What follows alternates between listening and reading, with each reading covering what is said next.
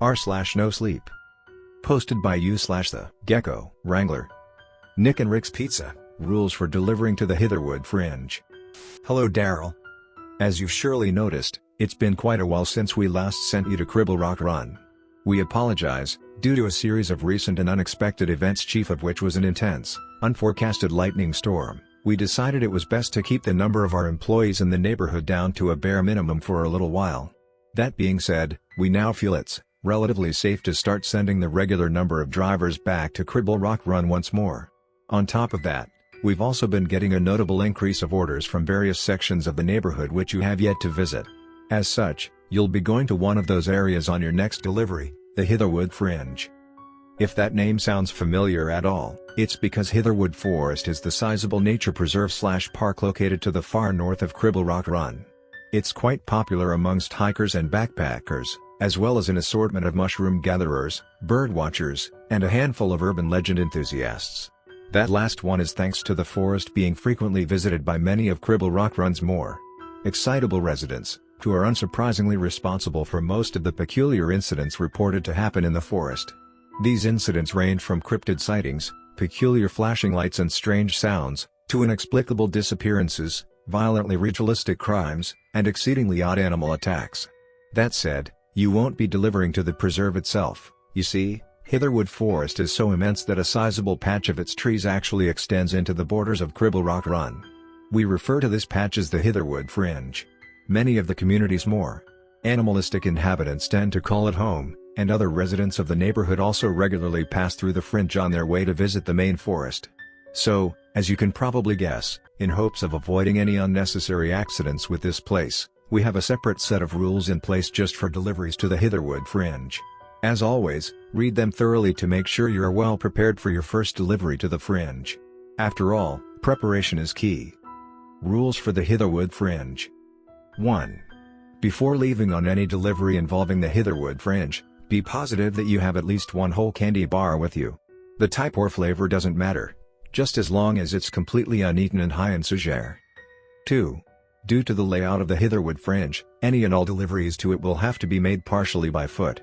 Fortunately, there's a small patch of bare ground near the entrance to the fringe where you can park your car. It's easily identifiable by the large anthill situated to its left. Make sure you park there, and only there. The vehicle won't be safe anywhere else. 3.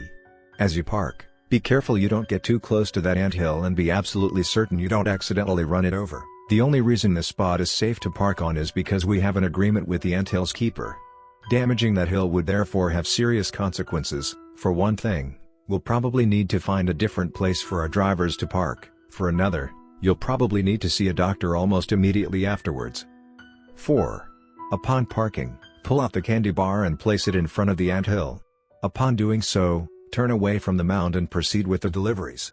Don't turn towards the mound again until you come back. That candy is payment for the protection of your vehicle.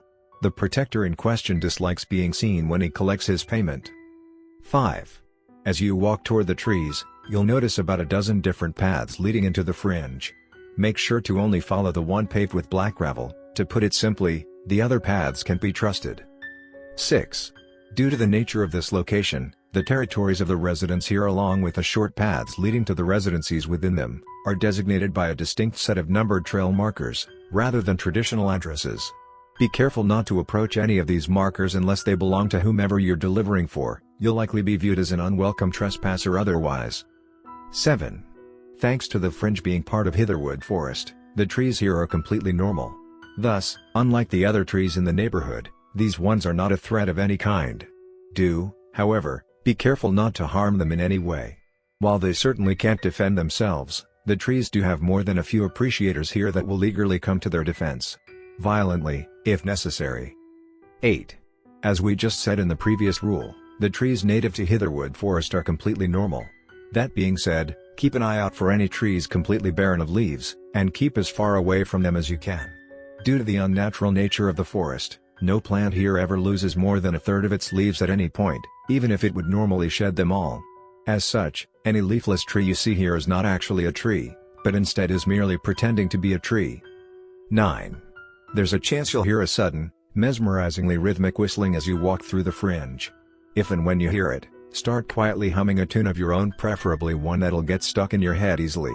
That melody, along with its source, can be highly persuasive.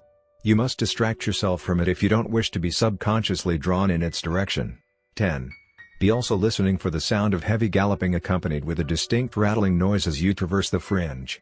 The second those sounds get within earshot, duck down behind the nearest bush or tree you can find, and lay completely flat against the ground until it fades into the distance. You must not be seen by the thing making those sounds, it is always searching for food. 11. On one final note regarding sounds in the fringe, you'll likely hear a variety of voices calling out as you traverse the deeper parts of the fringe. Typically, these voices are nothing to be concerned over. However, if the voices start screaming for help, sobbing gibberish, and shouting it's inside, it is crucial that you leave the fringe immediately. The owner of those voices is likely seeking to add a new voice to the collection. 12. Keep an eye out for a dry riverbed intersecting with the path. Once you reach it, subtly check both directions of the bank before walking across to the other side. This riverbed happens to be the path Cribble Rock Run's inhabitants take on their way to visit Hitherwood Park. Given the reasons most of them visit the forest, it's probably best that they don't see you. 13. You may notice a massive, incredibly vibrant blue ribbon floating above your head amongst the trees.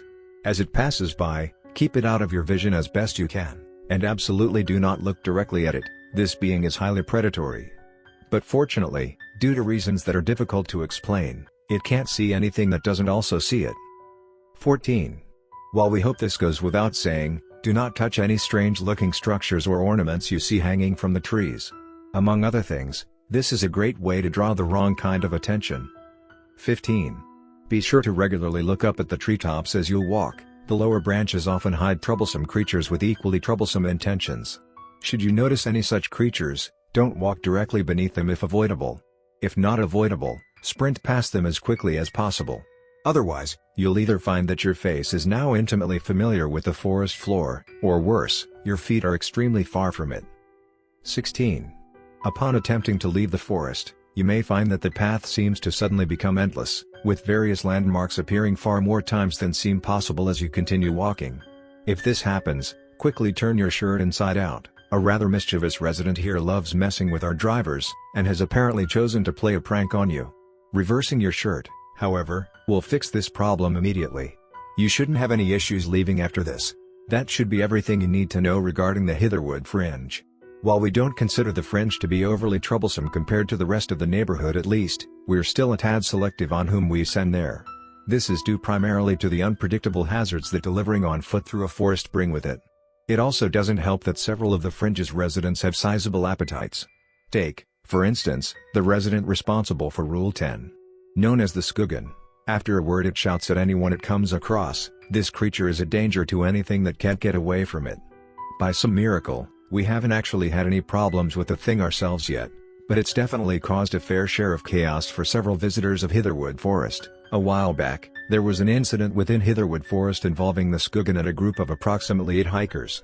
The hikers had gone extremely far off the main trail in their exploration of the woods, and unwittingly got dangerously close to Cribble Rock Run's borders. The result, 6 of them went missing, 1 was critically injured, and the other remained catatonic for several days. When the 2 survivors eventually spoke about what happened to their fellow hikers, both told a story authorities found very difficult to believe. According to the 2 survivors, the group had gone off the designated hiking trail in the hopes of finding edible mushrooms. After about an hour of hiking, however, the whole group heard what sounded like a massive animal galloping through the woods, followed closely by a strange clattering sound. Shortly after, the source of the sound came into their view. It was a massive moose, easily standing over 10 feet at the shoulder. Its fur was matted and wild, and clumps of vegetation wrapped loosely around the giant's legs. More disturbing, however, was the moose's face. Its skull was entirely exposed, with a network of sinews and muscles visibly connecting it at the base to the neck. The only other traces of flesh on it were a pair of bulging, bloodshot eyes peeking from within deep, lidless sockets, and a long, gangly purple tongue draping low between the halves of the lower jaw. Its teeth were also uncharacteristically sharp for a grazing animal. Suddenly, the abomination turned its horrible skull towards the hikers and immediately changed direction, barreling towards them as it yelled what sounded like words, Skuggan. Skuggan year. Year mo. Within seconds, the monster was all but on top of the now panicking group, and wildly snatching its members off the ground as they ran.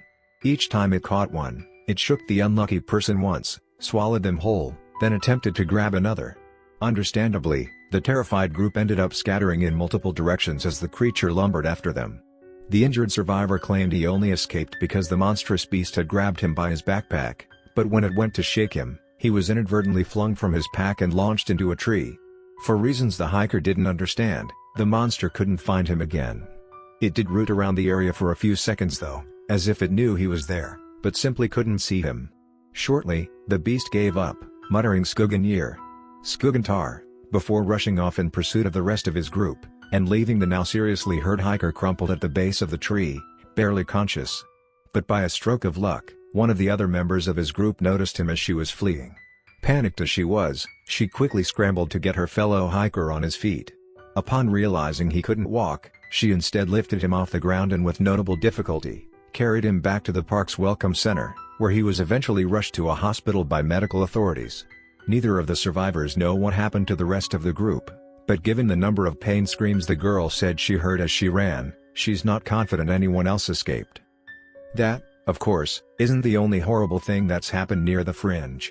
One young woman claimed a massive floating ribbon swooped down and ate her boyfriend. Another individual was certain he'd seen a pair of massive hands reach down from the trees and rip a hiker off the ground and out of sight.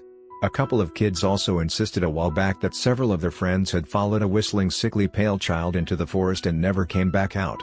And one man swore up and down that a dead tree tried to strangle him to death.